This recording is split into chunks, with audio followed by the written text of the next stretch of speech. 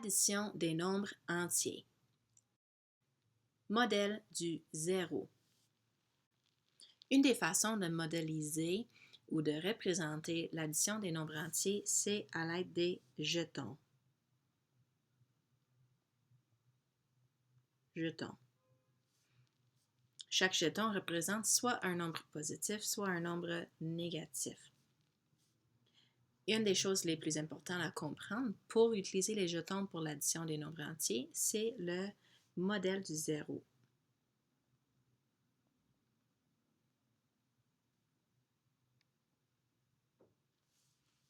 À l'aide du modèle de zéro, on voit que lorsqu'on a le même nombre de positifs et de négatifs, le résultat est zéro.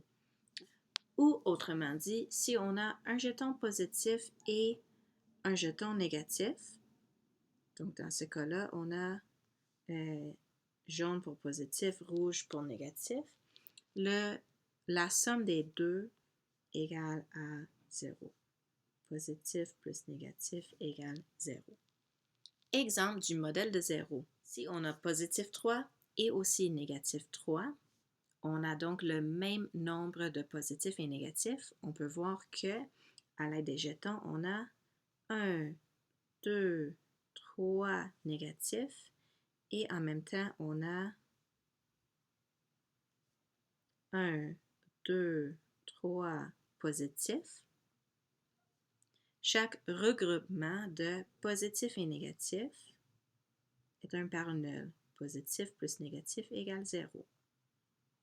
Positif plus négatif égale 0. Positif plus négatif égale 0. Positif 3 plus négatif 3 égale donc 0. L'addition des nombres entiers ayant les mêmes signes. Prenons l'exemple de 3 plus 2. Le 3 est positif et le 2 est positif aussi. Si le signe n'est pas indiqué, on peut présumer que c'est positif. On a donc deux chiffres qui sont positifs. On prend 1, 2, 3 positifs plus 1, 2 autres positifs. On les additionne ensemble, puis on compte 1, 2, 3, 4, 5. La réponse est positif 5. On a 5 jetons positifs. Prenons un autre exemple avec les mêmes signes. Cette fois-ci, on prend les signes négatifs. Donc, on a moins 3 plus moins 2. Le 3 est négatif. On peut prendre des jetons négatifs pour ça. 1, 2, 3. Puis on additionne à ça 2 autres jetons négatifs. On les compte. Un total de 1, 2, 3, 4, 5 jetons négatifs.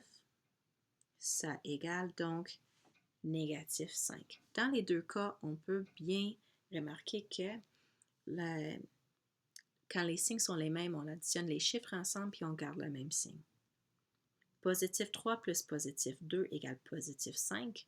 Négatif 3 plus négatif 2 égale négatif 5. Addition des nombres entiers lorsque les signes sont différents. Prenons l'exemple de positif 3 plus négatif 2. On peut l'écrire avec ou sans des parenthèses.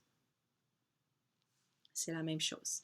Donc, on a ici positif 3, 1, 2, 3 jetons jaunes.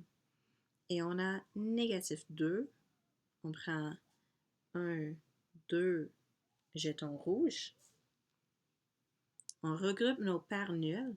Positif et négatif font 0. Positif et négatif font 0.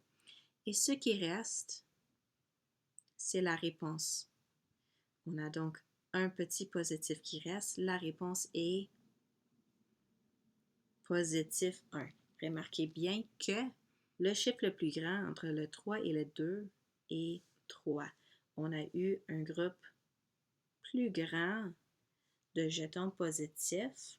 Donc, la réponse est positive. Prenons un deuxième exemple d'addition des nombres entiers avec les signes différents. On a ici négatif 3 et positif 2.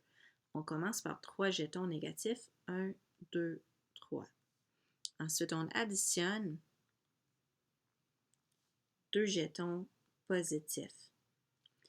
Remarquez bien que Le groupe qui est le plus grand, c'est le groupe négatif. On peut présumer alors que la réponse sera négative. Mais on peut le voir en regroupant nos paires nulles. On a ici négatif plus positif qui font un paire nulle. Ça égale à 0. Positif plus négatif égale 0. Ce qui reste, c'est notre réponse. On a un jeton négatif, ça égale à négatif 1. La réponse à négatif 3 plus positif 2 égale négatif